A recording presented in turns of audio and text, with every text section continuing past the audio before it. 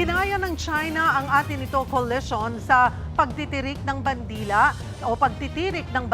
sa West Philippine Sea.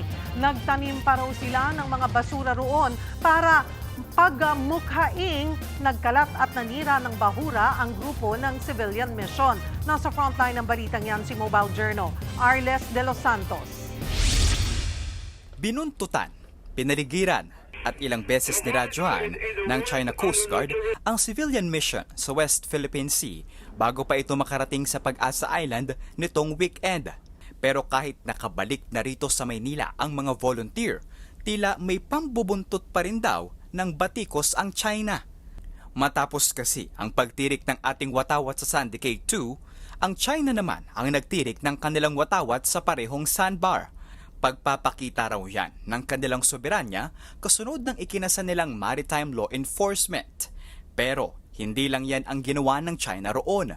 Sinuyod daw nila ang sandbar at may nakitang mga ebidensya ng iligal na aktibidad ng Pilipinas sa Sandy Cay 2. Meron daw mga basurang nakita tulad ng empty bottles at styrofoam na nakita raw nila matapos iligal umanong tumungtong doon ang mga volunteer ng Atenito Coalition. Pinabulaan na naman yan ni Akbayan Congresswoman Dada Kiram Ismula. Sinisiraan lang daw ng China ang kanilang grupo. Gaya-gaya lang din daw ang mga ito dahil naging matagumpay ang kanilang misyon. Nandito na naman sila sa kanilang mga fake news, 'di ba? Ito po ay isang desperate attempt na para i-discredit nila kami doon sa naging ginawa naming mission doon sa Sandy Cay na naging successful. Ito ay very poor copycat po ng ginawa nila. Sila nga rin po ang tunay na naninira ng ating mga coral reefs, nagnanakaw ng ating mga taklobo. Sabi pa ng Atenito Coalition, kung meron daw naninira ng bahura sa pinag-aagawang teritoryo, hindi yan ng Pilipinas, kundi China. Nagtanim pa raw ang mga ito ng ebidensya na naging basura. Para itong tanim basura, kung tutuusin, sino ba yung may track record na, ayun nga, nagsa-cyanide fishing nitong nakaraan, tapos sinisira yung coral reef natin.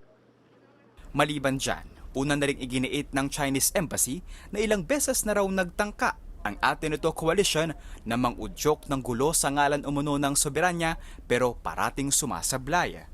Pero ang buwelta ng koalisyon, China ang sablay. Sablay na takutin sila at pigilang igiit ang ating karapatan sa West Philippine Sea. Nagbabalita mula sa Frontline, Mobile Journal Arles de los Santos, News 5. Mga kapatid, Cheryl Cosing po. Maging maalam at may pakialam sa mga napapanahong issue at headlines. Mag-follow at mag-subscribe na sa social media pages ng News 5.